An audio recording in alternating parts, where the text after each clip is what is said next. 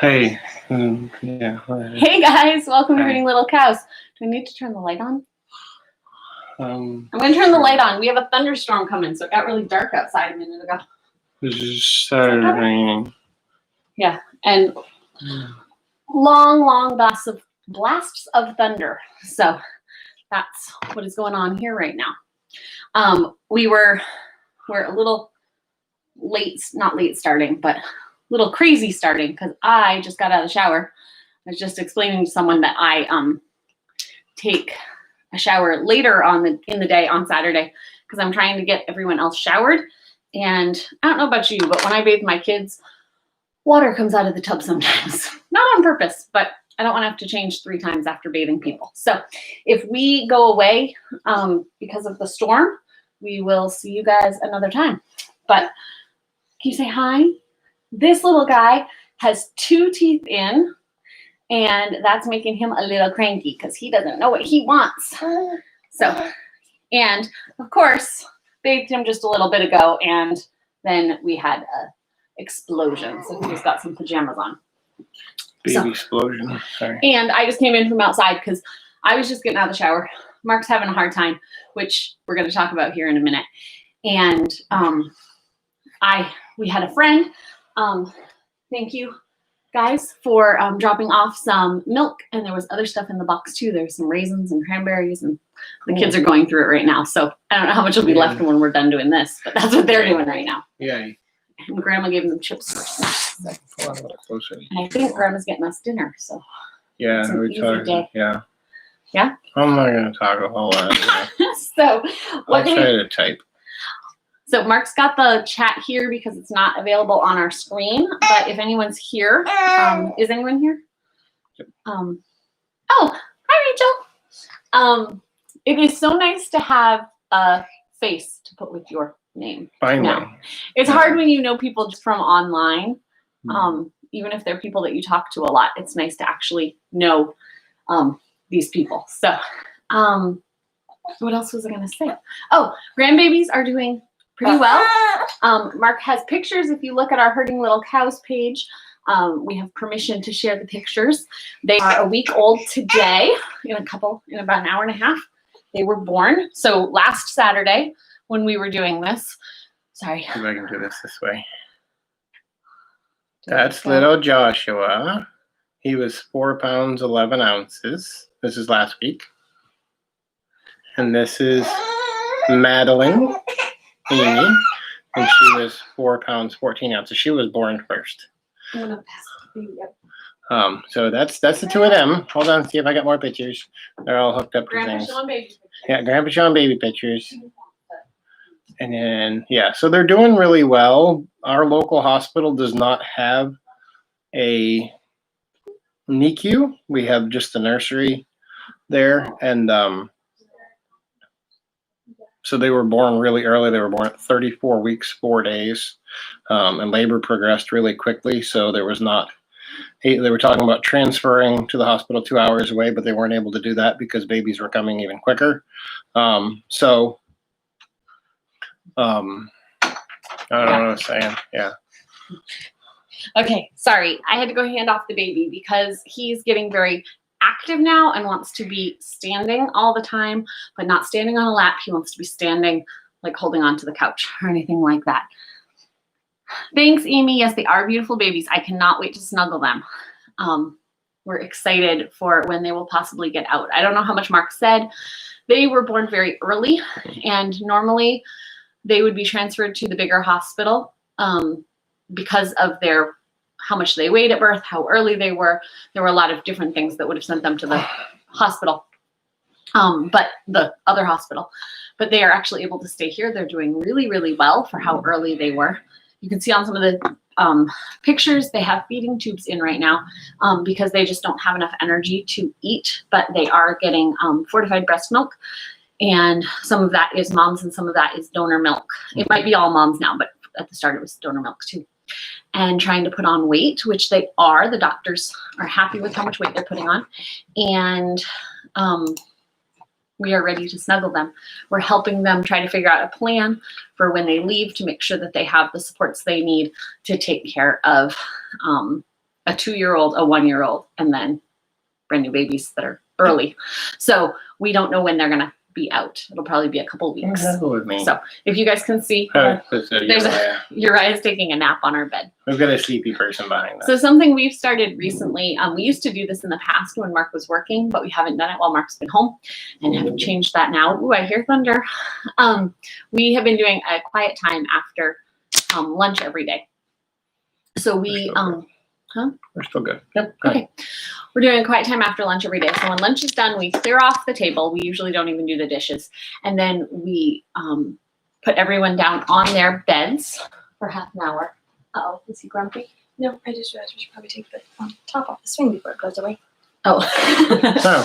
We have an outdoor swing that has a top on it to let you not get sun, but it acts like a big sail when we have bad weather. So she's going to go take the top off so the swing doesn't fly away or flip over. So, like I said, this guy's grumpy. We'll see what we can do with him. So we've been taking a nap time. Did you find another picture? I found another picture of Madeline that Nathaniel sent me this morning. See if I can get that where it doesn't look weird. No, it still looks weird.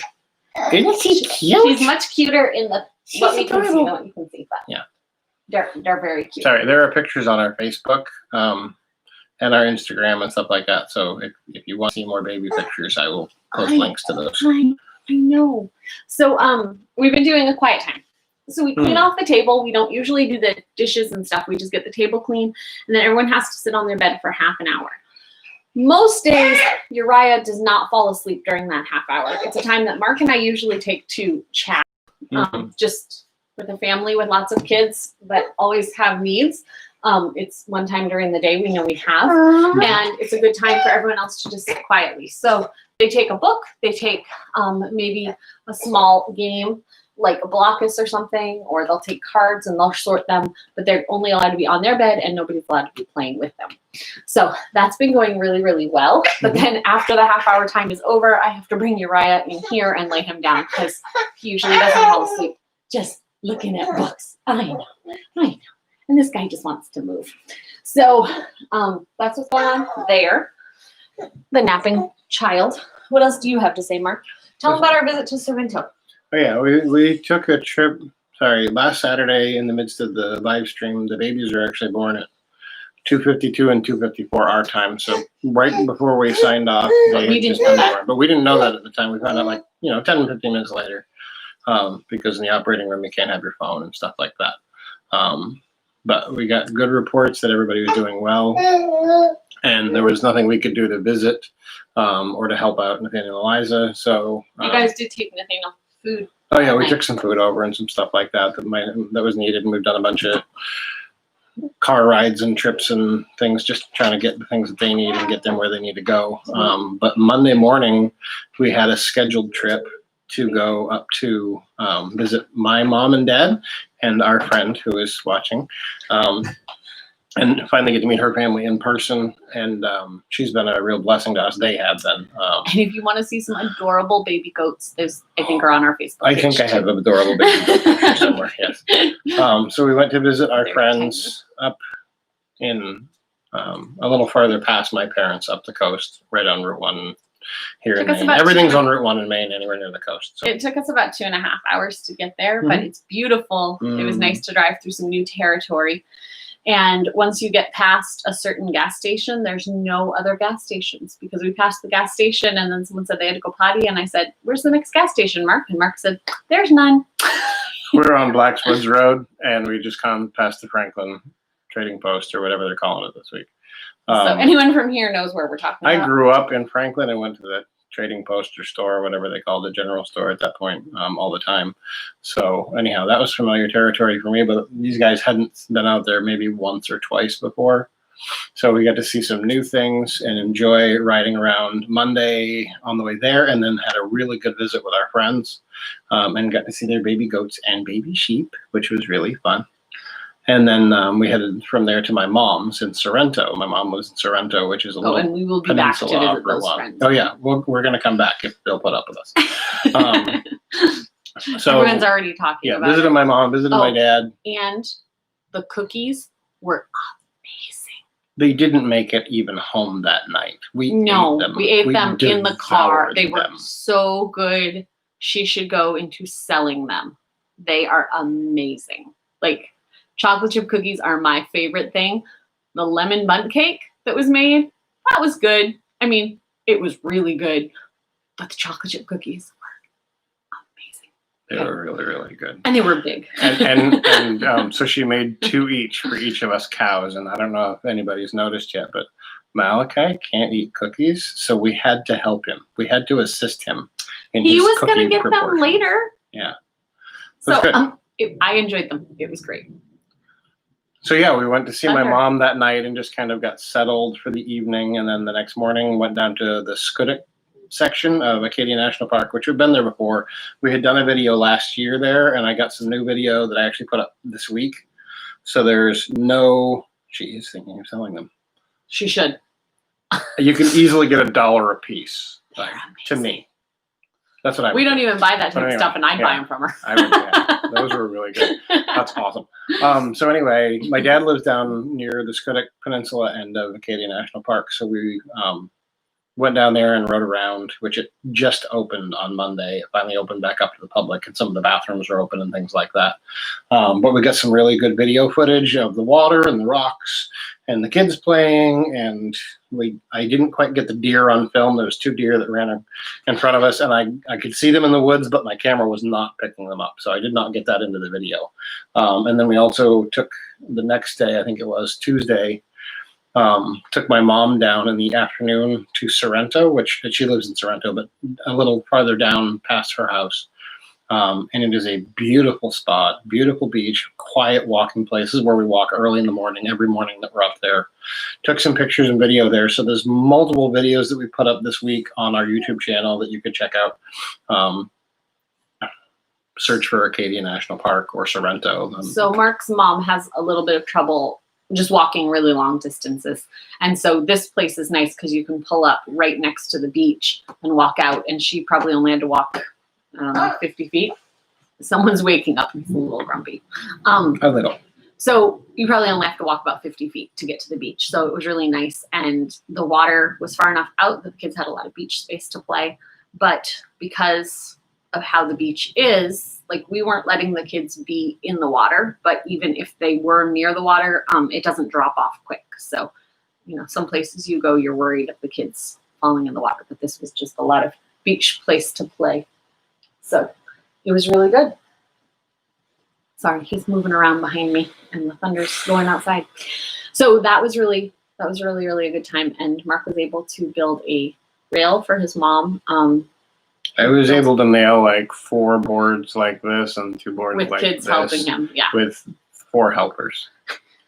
Yeah. Sorry, I wasn't saying so much how much you were able to do. I was saying that your mom was able to get a railing built. Yes. We'll explain that in a second. But Oh, and super Mark's- good news about mom. yeah.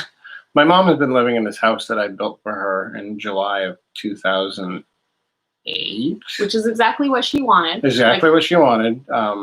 But she's on the piece of land where she actually was born and raised, lived there for years. It's her family, her parents and grandparents all lived there. So she has this little teeny tiny house, the original tiny house, 12 by 16. 12 years ago, we put that in there. She's never had running water since. She does have a septic system, so she can flush a toilet, but she's never had running For water. multiple years, she had a well where she could just go outside and pump water outside her door. That's been a few years But where that that's been out caved of, in. yeah. The well was old.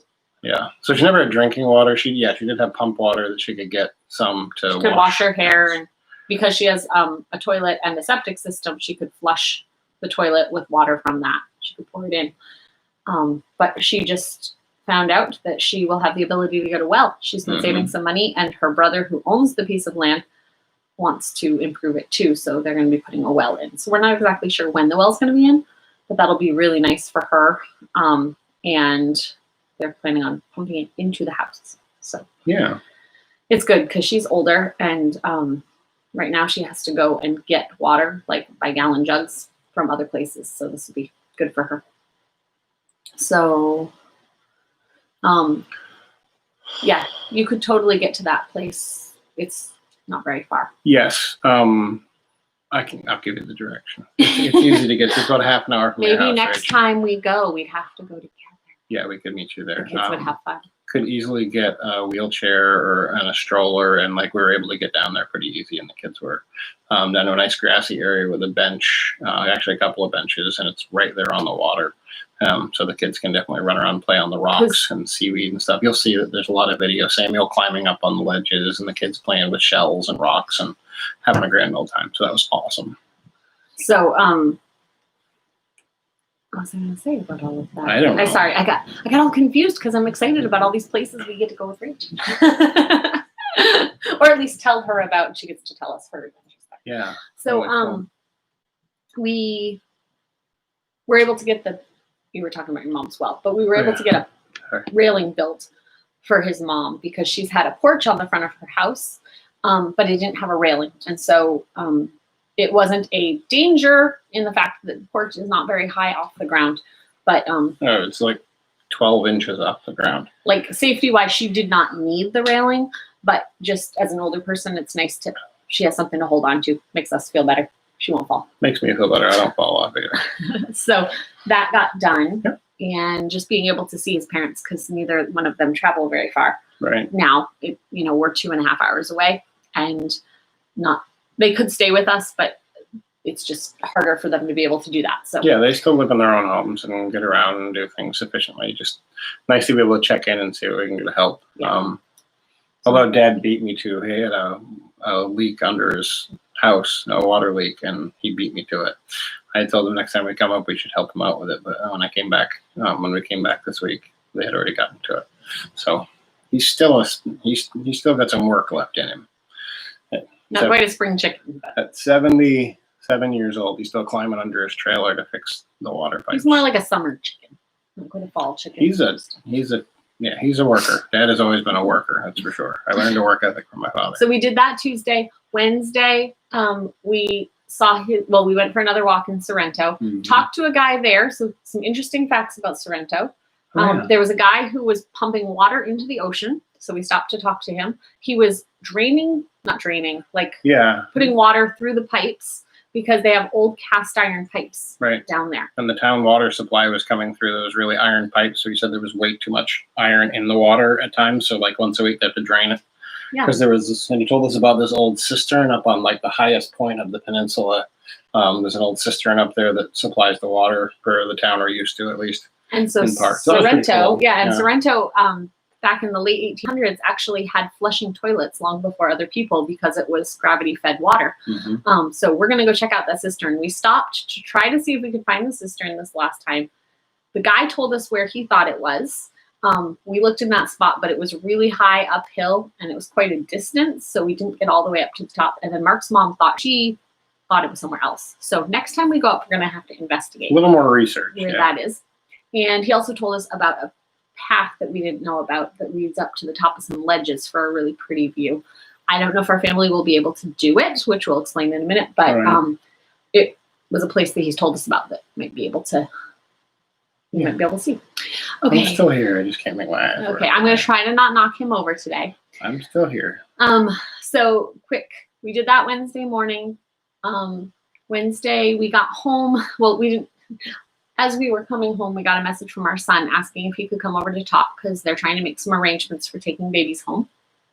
And so he Which came. may still be a couple more weeks. Still maybe a couple more weeks, but he has some stuff he has to do. There's cribs to set up and that type of thing. So he came over to chat with us, which was great. Ooh, big lightning. I stopped chatting with him because I had to take, the boys and I had to do online physical therapy appointments. If a kid comes in, it's just because they're hearing the thunder. Oops. They're safe with their sisters, but they might wander in. So we did therapy appointments with the boys, which was really good. And the boys are learning a lot of new exercises to be able to be doing. Mhm. So that's Samuel and Josiah. After that was done, I don't even remember what the rest of the night was. That was a crazy night. Thursday, I don't remember. All my days. No, Thursday. Okay, Thursday, we were going to have some friends, see some friends. They couldn't come last minute, but then we found out that Nathaniel and Eliza were able to come visit. and we ended up then babysitting too on Thursday.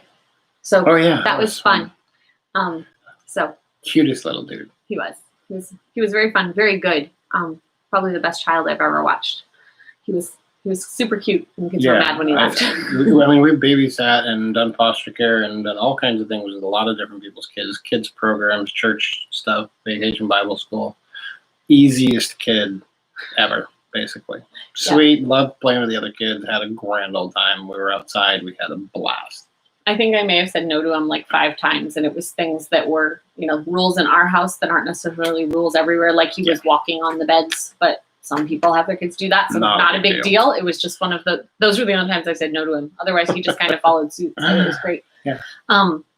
And so we had him, so that made for a long day Thursday. Good day, but long day because we've had all this other stuff building up to it. Mm-hmm. Yesterday, we actually had a day to relax. Sort of. Well, we were like... Sort of. We made quite a few trips out of the house and ran around, did a bunch of stuff. We've been helping our son, Nathaniel. He does not have a car. So we've been helping him get, like yesterday, he had to get from the hospital to the boat, and then, because they live on an island. Yeah, so for those that are not familiar to Maine, the coast of Maine, we live in Thomaston. Next town over is Rockland. Offshore, a few miles, are multiple islands that are inhabited. Vinyl Haven is one of those towns, like 600 people there year round, probably over 1,000 in the summer. But so Nathaniel lives on Vinyl Haven, but the hospital, you have to take an hour and 15-minute ferry ride to get to the mainland, and then you've got to get about 6 miles from the ferry terminal up to the hospital. So that's what we've been doing, is kind of that shuttling back and forth thing.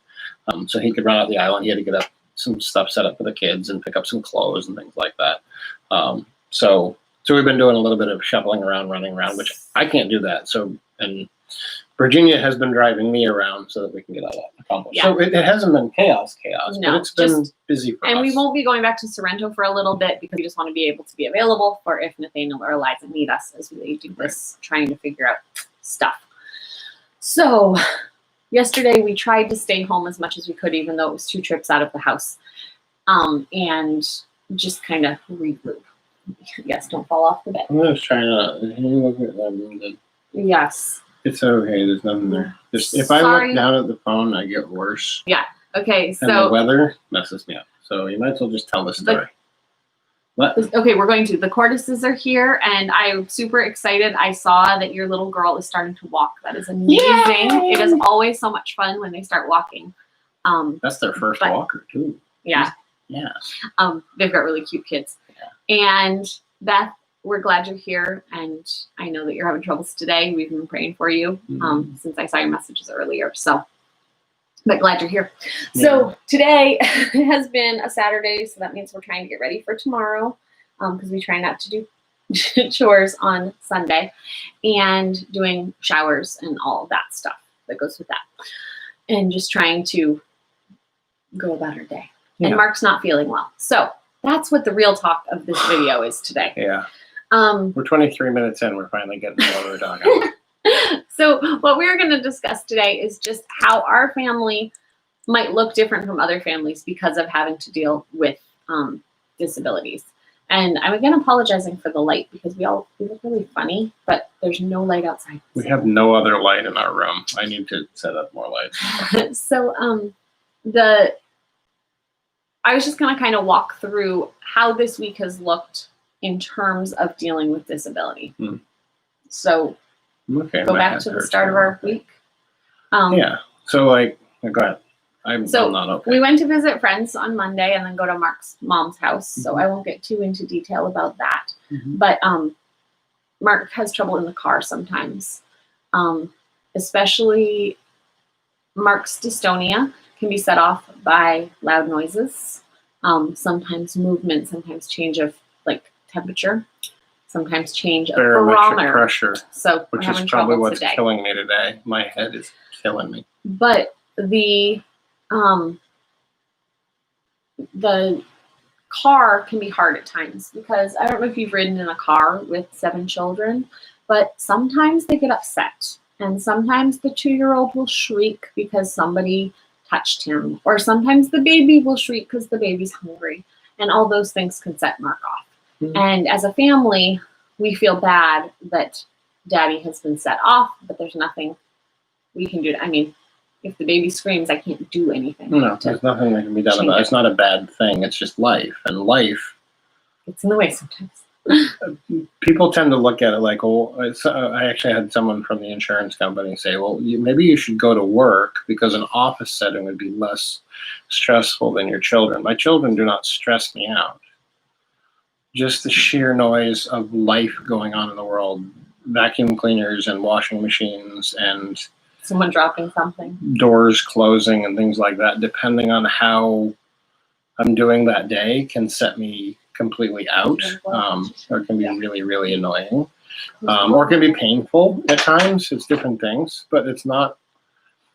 Our children are very well-behaved children, and there's nothing wrong with our children. So when someone dragged my children into it, I get a little grumpy about that.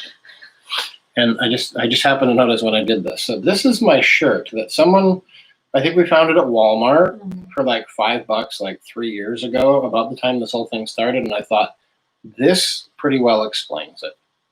I can tell you what it's like that barometric pressure makes the back of my head swell and hurt. I can tell you that startling me can do anything from just being missed to making me shake to making other things happen. The symptoms are not like if A, then B. It's not always that way. And I do have better times and worse times, as anybody with neurological conditions can tell you. There are times with more stress and appetite and weather and sleep patterns and all these kind of things. But our children are not a stress to me. They're not the problem, not by any means. Just life in general. It's just life, and He people has set don't. himself off by dropping things himself. That's actually kind of fun when I set myself off when I move the wrong way and touch something, and certain times touching me, I'll jump around. We made a short video this week. It's like 35 seconds, but hundreds of you have already watched it because if we talk about the Bible or talk about marriage or things, we get, 50, 60 views. If I show me twitching around like a crazy person, hundreds of views. So maybe I should do that more often on camera. But we try not to just complain. We try to show you reality. And this video there are some of you on this list watching right now that understand this better than most people in the whole world. And for you, Yep. I am very thankful for all of you. So we're not doing this video to complain. We're doing this video just so you guys can see what it looks like for our family and so you can understand we are people who always try to be on time for something, but sometimes we're late because this happens. I can talk right now, but I couldn't walk right now. Like, I wouldn't take the baby right now. I wouldn't try to go anywhere. In all of this, just so you guys know, the kids are safe. We wanted to make sure we shared that information. When Mark is not feeling well, he doesn't take the baby. Just like if I wake up with a bad headache, I don't try to do certain things with the kids for the day because I know that's just an unreasonable task to do. If you break your arm, you're not going to do certain things. So there are ways that we've learned to accommodate with Mark being how he is. Sounds bad. But because we have a 17-year-old daughter and a 13-year-old daughter, the kids are always safe. They always have people around that are able to take care of them. So just know that the kids are good. Did you have something to say about the kids? I was thinking about the other friends. We have friends from years ago that he had a bad injury at work, fell multiple dozens of feet, and is permanently incapacitated. He has much worse problems than I have to deal with. But he and his wife, they work together on things and they parent together, and don't assume that because someone has a disability that they're not a very good parent. Don't assume. There's not a lot of things you shouldn't really assume, but mostly we shouldn't assume anything. We should talk to people and assume the best about them until they prove us wrong, I guess, to some extent. People oftentimes seem to think that we either there's nothing wrong with me, which we've heard from people before, oh, there's nothing really wrong with you, to, oh, well, then you shouldn't be doing this and you shouldn't be doing that and you shouldn't be doing that. There's no one on earth knows my body and my brain better than me. And the second person to understand it the most is her, because she's been dealing this for 20 years. From the memory problems and the cognition problems to the muscle spasms to the pain to all of the different things we've gone through the last 20 years together. But people oftentimes assume, oh, you can't do this or you need this because of some minor thing that they saw once. And they don't know that I've been dealing with this for 24 hours or a day for 20 years, and so has she. I love watching the videos. I think his name is Nick Voyage. Nick Voyage. Who he was born without arms and legs, and seeing him taking care of his kids and stuff. And swimming? People are able That's to overcome their awesome. disabilities. Like watching Josiah, who's our almost 8-year-old, with his CP, he's able to do, hello. Huh? Hey. Yeah. He's looking like he wants to come to mommy. Hi, you want to see yourself on the camera? Yeah, he likes it. So Josiah. So Yeah. Josiah is almost 8, and he can do amazing things, even though he only has one arm. Well, And- one arm that works. One arm that works. Sorry, he has the second arm, but he's not able to use it most of the time. But he can do things that I tried to do, and I'm like, how did you do this? Because he has adapted. Yeah. And so I guess that's what we're talking about today, is how we've adapted, but how that makes our family function in a different way than some families. I was sitting there watching Josiah earlier this week, and he loves to draw pictures. Hold on. Here's a few of them. Most of them say, "Hi, Daddy, how are you doing?" Or "I love you," or something like, "I love you, Daddy." Almost every morning I wake up to a picture, or 10, or 30. I think he drew 5 pictures during Bible time this morning. Yeah, I love you, I love Some are you, more I love intricate. you. Some are more intricate, some have, almost all of them have this smiley face and large feet. Sometimes they get arms, sometimes they don't. There's just all kinds of, so Josiah loves to draw. But I was watching him draw, and have you ever tried using a marker without using a second hand to be able to open the marker? So we built Just leave something. this down there. If you Yeah. bend down, you're gonna. I built something special for him a while back. We actually have a video on that. It's like a 2x4 chunk of wood, drilled 10 holes down into it, nice and secure, so that the marker tops are stuck into this thing. You know, they're like stuck. So he can pull on the marker itself, and it pops the top off and put them back in. But that's only 10 of the markers. We have literally hundreds of markers in this house. And he also used colored pencils and pens and that kind of thing. But he was sitting there the other day with this marker, and all of our other kids, we say, don't ever put markers in your mouth. Well, how are you going to open a marker without sticking it in your mouth if you got one hand? That's what Josiah does. He takes his hand and he puts it in the mouth and he pops it out and he drops the cap out of his mouth and then he colors. And to put it back in, he doesn't put it back in his mouth. That would be unwise. He has tried that before. He will draws set on the side. marker top up, sticking up like this, like the cap up to try to stand it up, and then try to push it down on there, or somebody helps him. But he always tries to do things himself. He doesn't sit around waiting for people to do it for him, but there are times when he cannot possibly accomplish those things. And that's something like what it is for me at times. But with Josiah, he can ride a balance bike, and we're working on possibly doing a therapy bike, a trike for him at some point along the way. We've got a swing this week, actually, that's more like a hammock kind of swing, so it holds him in so he won't fall out. So that's a huge thing that we never thought we'd really need for a kid, but this is a kid that needs it, and so it's a big benefit to him to have those kind of things. But seeing him overcome these obstacles, that is Josiah. He overcomes obstacles. You know, if he has a seizure, and after he's settled again, he wants to go play. He wants to go draw another picture for somebody. He wants to go greet somebody. He's always thinking of other people. He always says thank you. He always says I love you. He is the sweetest kid, and everybody on earth loves him for it because that's just who he is. He does all of these things because he likes people. And when people treat him differently, he doesn't even honestly seem to notice right now. Because not very many people treat him poorly, and we don't just leave him with other kids. because of his issues, he definitely needs to be supervised all the time. So I will say something interesting though. We have a girl who goes to our church who is hearing impaired. And it is interesting to see how kids with disabilities teach or work with other kids with disabilities because they're about the same age. She's a little bit older.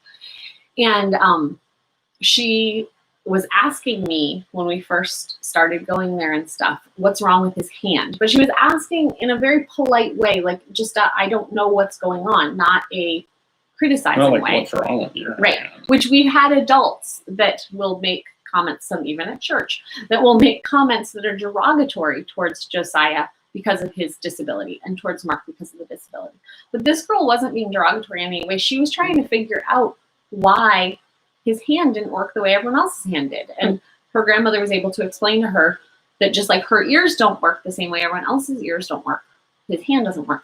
And she goes out of her way, this little girl goes out of her way to make sure that Josiah doesn't need anything, that, you know, he's taken care of and all of that stuff. She's very sweet. She understands that he has a problem. And we have so many adults that'll say, oh, I didn't even realize Josiah had an issue, which...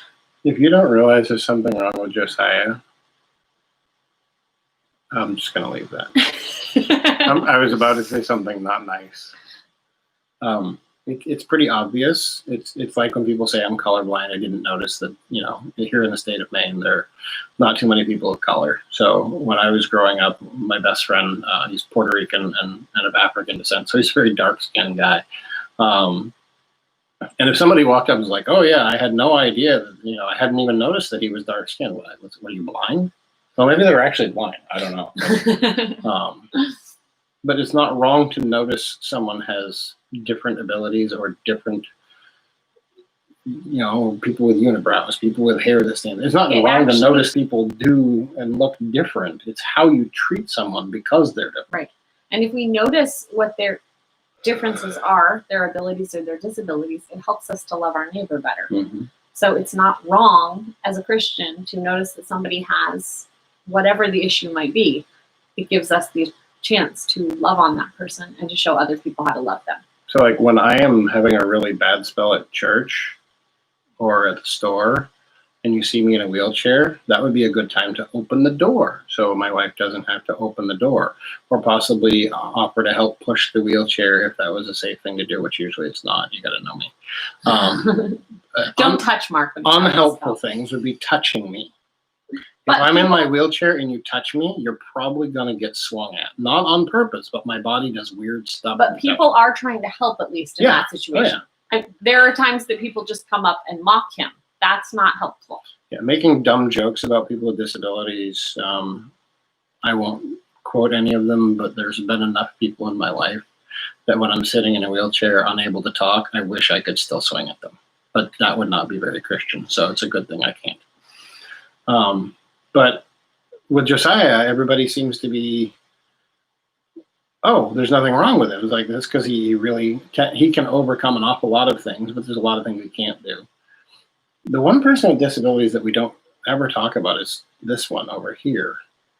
Sarah basically I was going to can't. mention something. Okay, Actually. Why don't you tell your story, because we had this whole discussion last week. I can't remember exactly how it came up, but how a person with different or disabilities sees the world and how they're treated. And I want you to tell your story. Hold on. One of the things we were talking about this week about disabilities was the crab walk.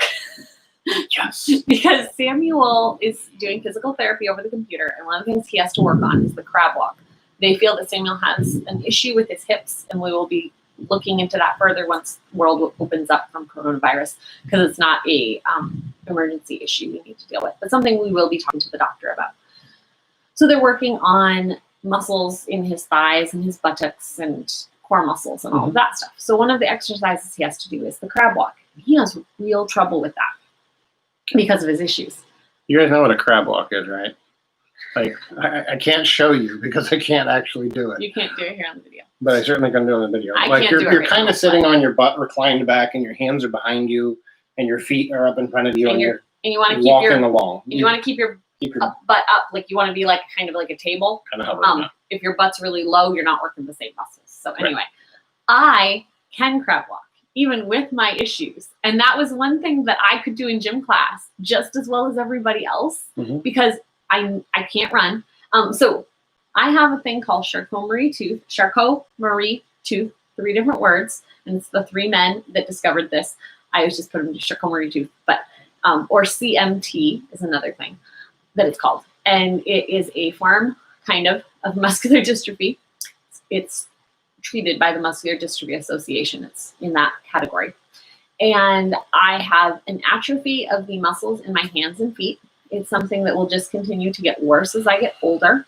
My dad ended up wearing leg braces and being in a wheelchair near the end of his life, but it is worse in men than it is in women.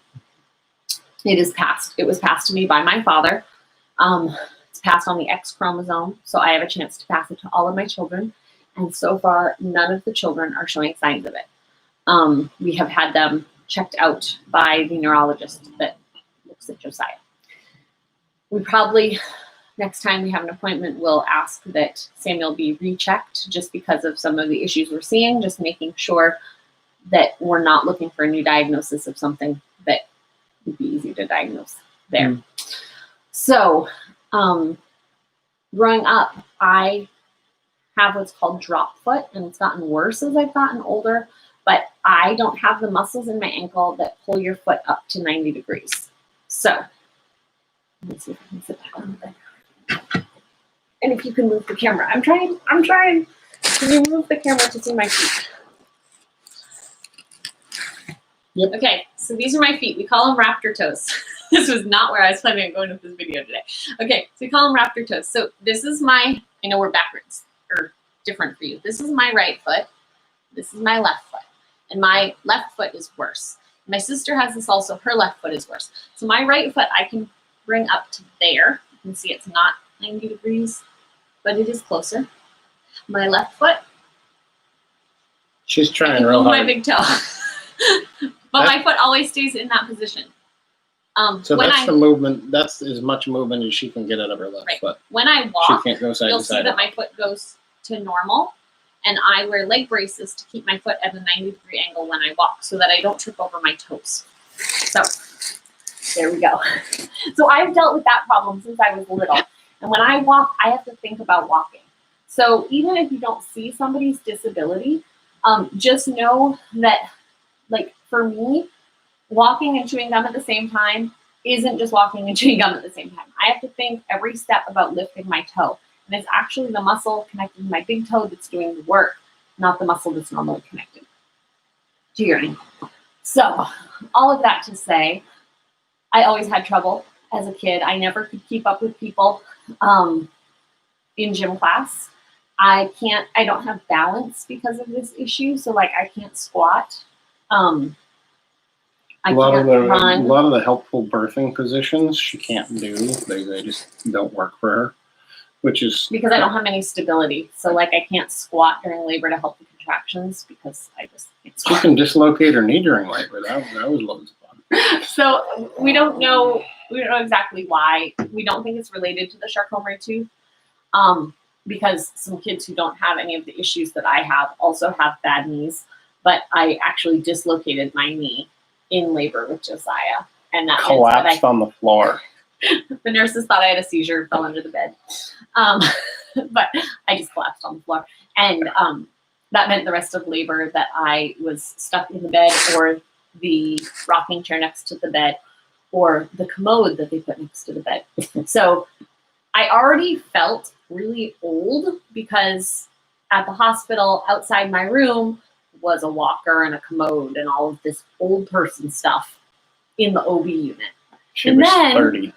And then a girl that I used to babysit for, like I babysat her, came into the hospital to have her baby. So then I felt really old, but really not that old. But anyway, so that was something I've dealt with a disability all my life. My dad was much more disabled than I am, but he never looked at it as a disability.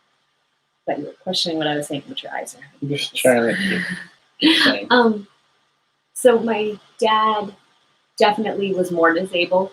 He was on the volunteer fire department, but he didn't go in the buildings because he couldn't safely be in there, so he ran the pumps on the truck.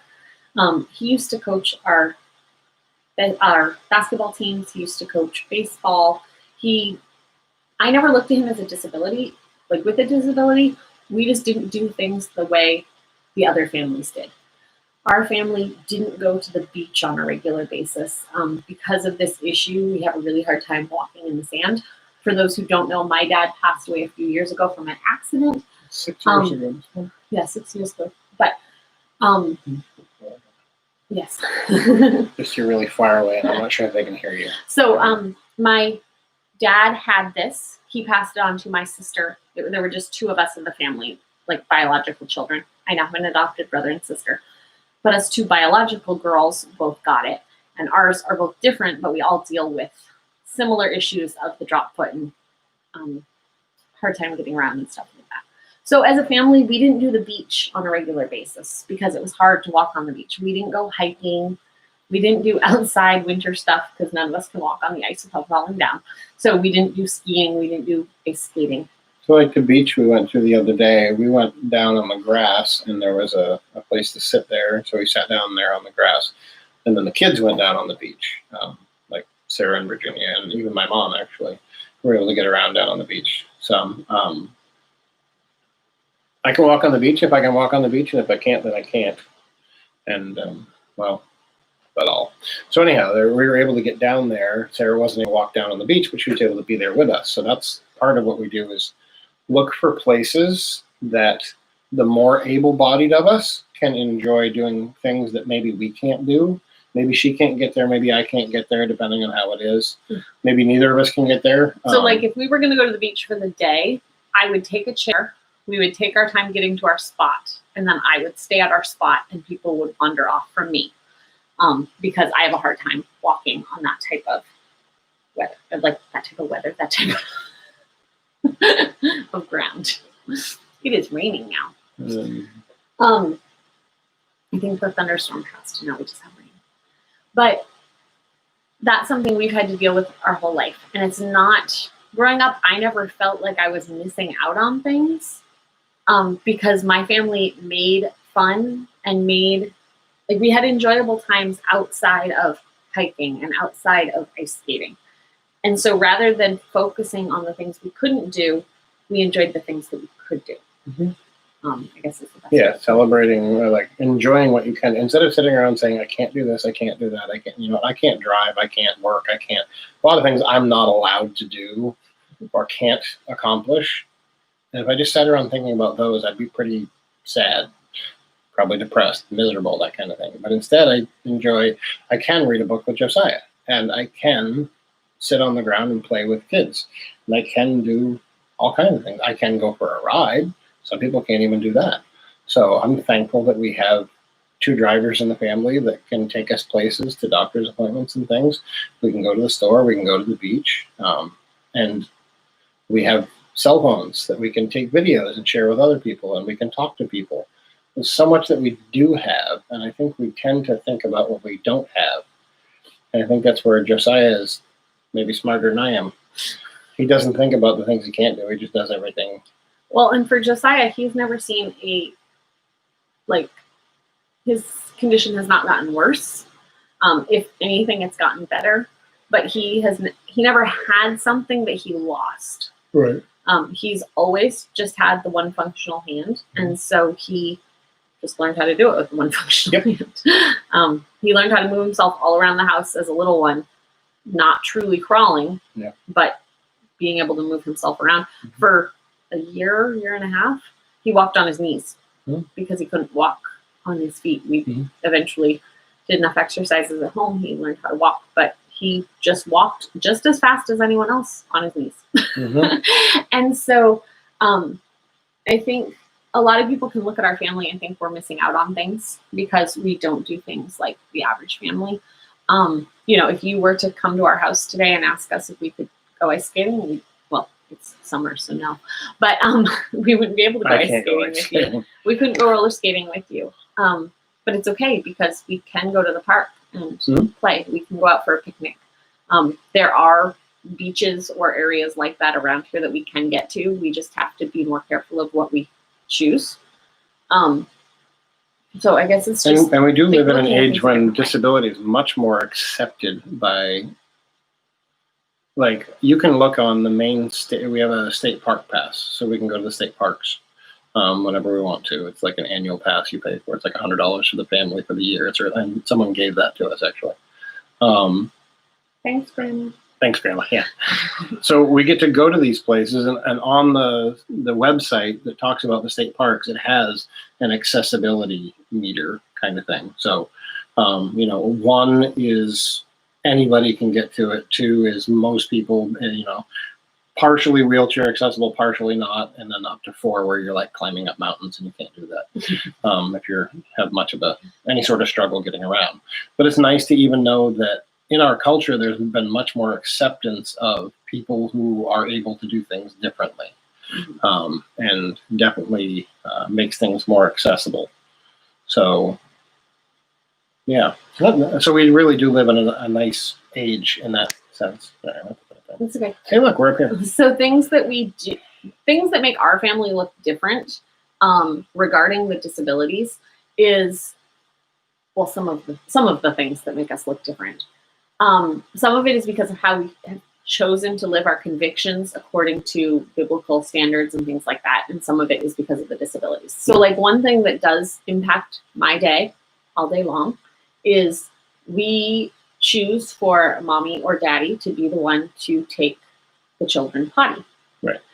And because of Mark's disability, there are things that he can do if necessary that we try not to make him do. And one of those is leaning over, if not necessary. So like the papers that he was showing you guys, he was taking them and he was dropping them on the ground and they're still sitting under the desk because Mark can't lean under there to get them. So it goes upon me, not that it's a problem. And again, Mark could help with this if needed, but I do the pottying needs. So we have a 2.5-year-old who's learning to potty train, and 95% of the time I take him. And even those other 5%, it's a, hey, can you help me by putting him on the potty? I'll get him off, like that type of thing. Right. We have a little potty seat, so he's not falling off or anything. But the 7-year-old with he can't, you know, like he knows when to go, but he can't actually clean himself up. So he needs help with that. The bigger part of it is sometimes he gets stuck, his pants get stuck. Because if you've ever tried to pull your pants up one-handed, if that elastic on that underwear gets rolled up, it's just over. You need a second hand to unroll it. We're just being real here. Homework activity. Next time you go to the bathroom, try to use one hand and see how it goes. As an adult, it's harder than you might think.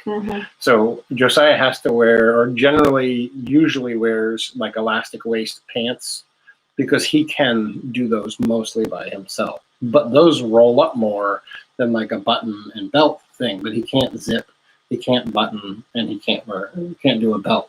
So it's either we have to unbuckle his pants and unzip, and then he can take care of the rest, and then we have to pull that back up for him. Or he does this really neat dance where he like wiggles his butt over here, and you're like, he gets it on. A lot of exercise. He's the most exercised kid. But probably 90% of the time, Josiah is able to do it all by himself using the bathroom. But also because he has seizures, I need to be available if he's in the bathroom, even if he's able to do all the work himself.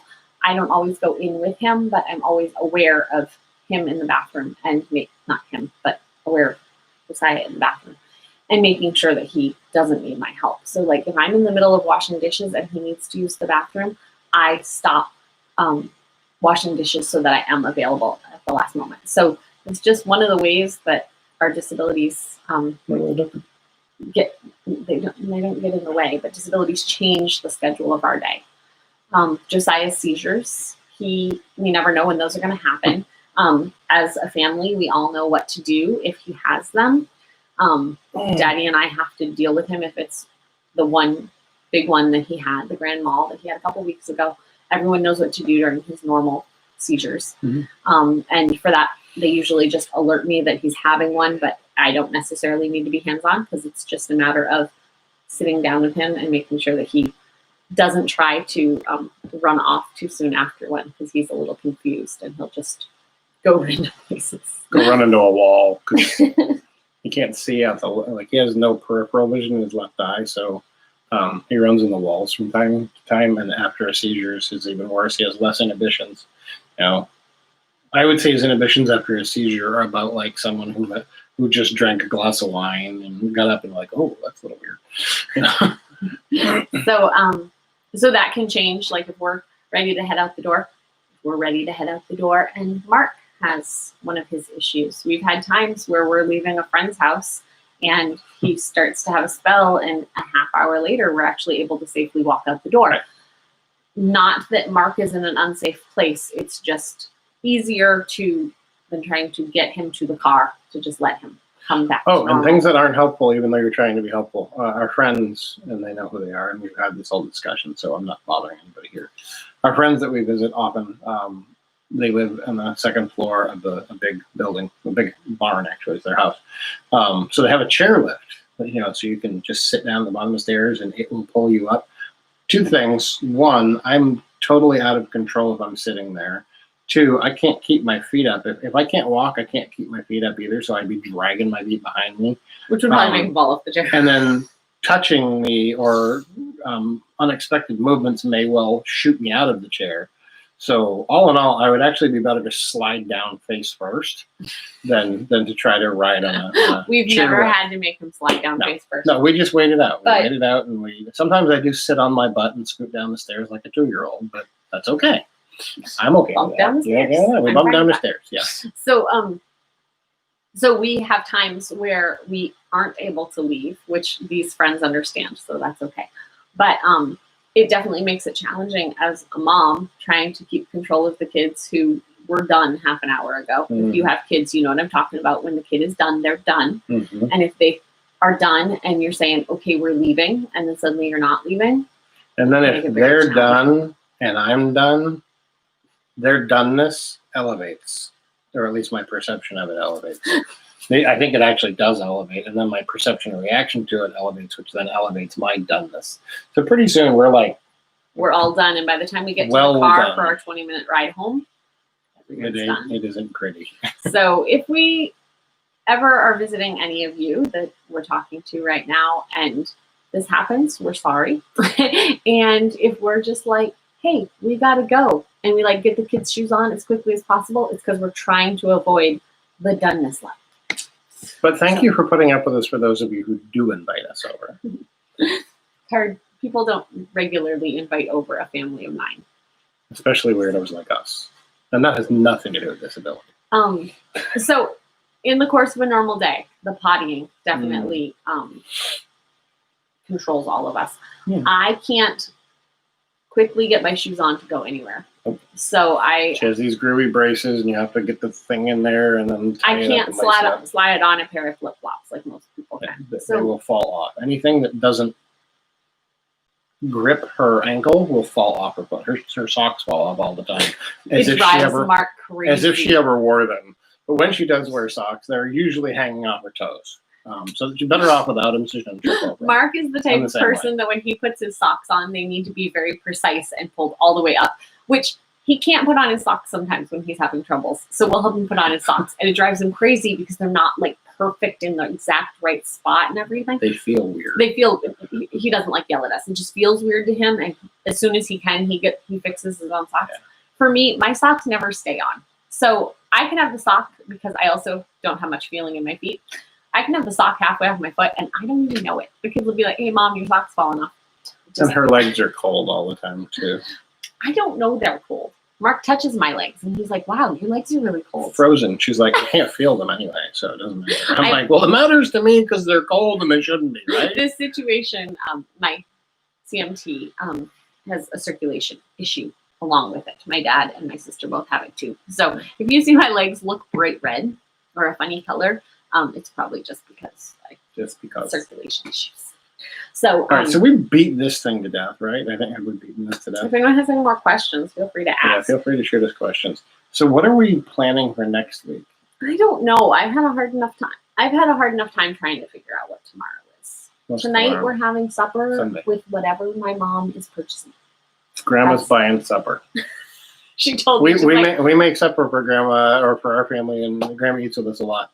But sometimes Grandma really enjoys blessing us and says, "Hey, you know what? I'm going to do supper tonight." She told me yesterday, she's like, I'm going to do a meal tomorrow. And I was like, great, you do supper? Now I don't have to think about it. So because we don't have other people watch our kids, and we don't have other people change our kids' diapers, and there's a lot of things we don't have Grandma do that a lot of other grandmas might do. Grandma She's very willing. does. Yes, like when we go to the hospital to have a baby, Grandma takes care of the kids and she does the diapering needs and all of that stuff. But we don't hand those over on a regular basis. Right. So Grandma's way to help us is come over and play games with the kids, read books, read books with the kids, and she occasionally buys supper. She'll help cook supper sometimes too, but my mom still works full time, so usually she's not around to make supper. She does a lot. She works a full-time job and volunteers in like 3 or 4 or 5 different church and like, well, she's in an orchestra. They have a singing group, so she's a very, very busy lady between church and family. She's the oldest of 4 kids, but there's other grandkids too that live around the area, so she babysits and helps out with other people too. So I mean, your mom's a very busy lady, so we definitely appreciate all that she does. Very thankful that she is about 200 feet that way, 150 feet that way. So nearby and helpful. But for people who think we're taking advantage of Grandma, we pay our own bills. We feed Grandma dinner most days. We've just had people because of how we live different than most of society. And a lot of society has kids that are living with their parents and expecting their parents to do things with them. And when I'm saying kid in this situation, I mean a 30-year-old who should be called an adult, but they're a kid because their parents are still doing everything for them. We have a very symbiotic relationship with my mom, and we help her with certain things and she helps us with certain things. And it's more of a community living as opposed to someone doing something for the other person. Yeah. Like taking from the other person. Right. We're not taking from her. Like she'll occasionally help us with, oh, the laundry was on the line and it was going to rain, so I took the laundry off. Yeah. But we'll occasionally, do that type of thing for her. So yeah, we help each other out. We're family. That's what families are supposed to do. Yeah, well, like with Nathaniel and the babies, like they're family. We're going to help them. We're going to take care of them. That's what families do. You take care of each other. Right. So I'm glad that we do have the support system we have. A lot of people ask. A few people ask how they can help, mostly people on the internet, how you can help. There's really not that much that can be done to help. We're not lacking things. We don't need different things. It's just we have a certain amount of trials that are unique. Some are not nearly as bad as what other people deal with. Our friend that's on here, she has a lot more difficulties than I do, I think.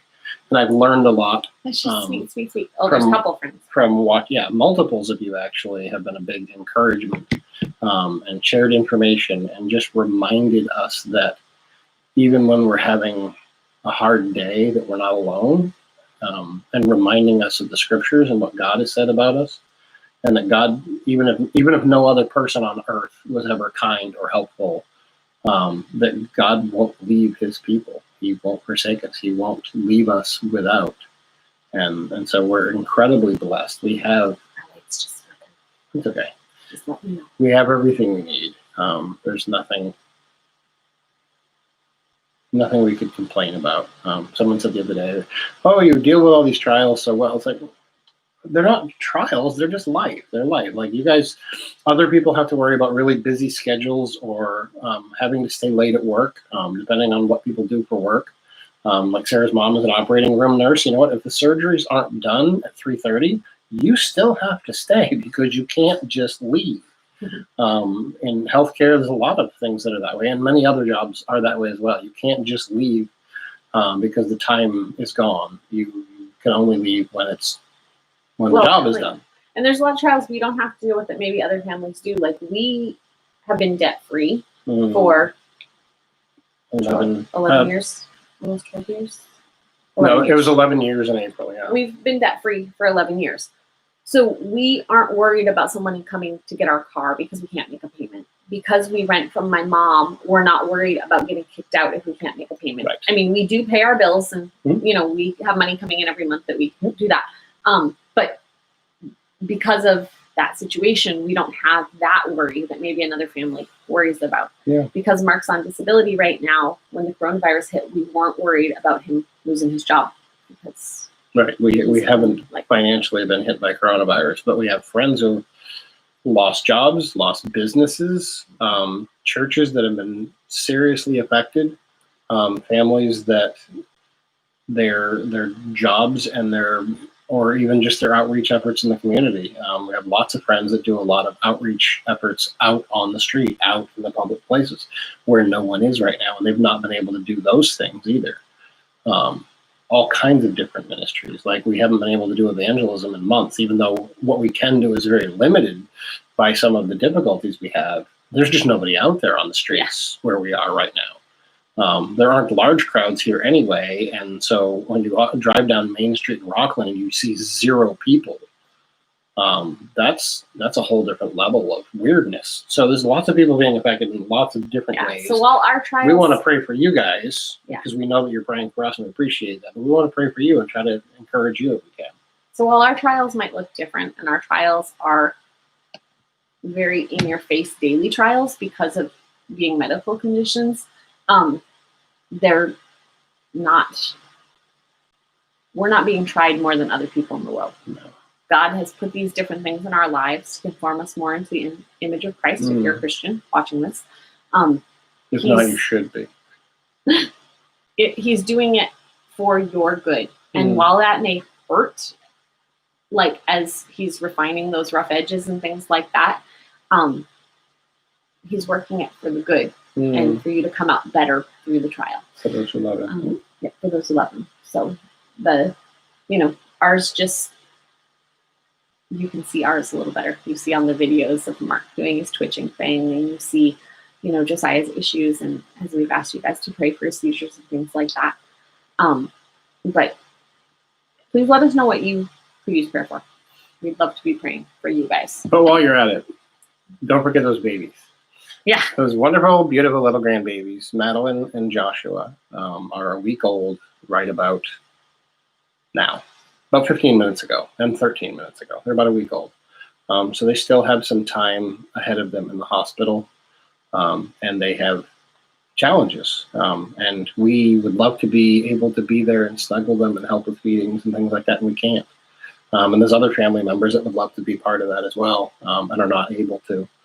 So definitely pray for their situation, their family, as they're going to be adjusting to a new place to live and all kinds of different things going on for their family, that we pray for wisdom for them and for health for the babies and for just wisdom for everything involved.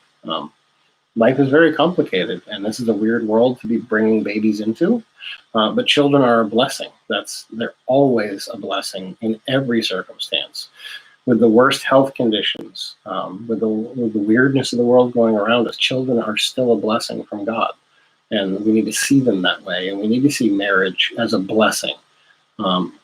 By the way, I'm just going to say this now. I cleared out almost 250 friends from my Facebook list, and if you would like to get your name removed from my friend list on Facebook, a good way to do it would be make fun of marriage, make fun of your wife or husband, say things about how much you want to get rid of your children, or make jokes about people dying.